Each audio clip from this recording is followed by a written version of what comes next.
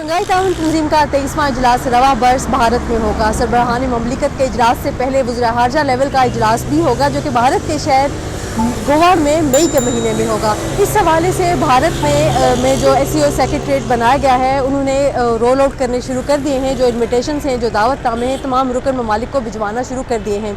पाकिस्तान को भी दावतनामा मौसूल हो चुका है और इस हवाले से ministry of external affair India ने हमें कन्फर्म किया है कि भारत का जो हाई कमीशन है इस्लामाबाद में, उन्होंने वो दावतनामा पाकिस्तानी दफ्तर ख़ारजा में पहुंचा दिया है। लेकिन इस हवाले से जब तर्जुमान दफ्तर ख़ारजा से रब्ता किया तो उन्होंने इस हवाले से तो तरदीद भी नहीं की, तस्दीक भी नहीं की, बल्कि कमेंट करने से गुरेज किया।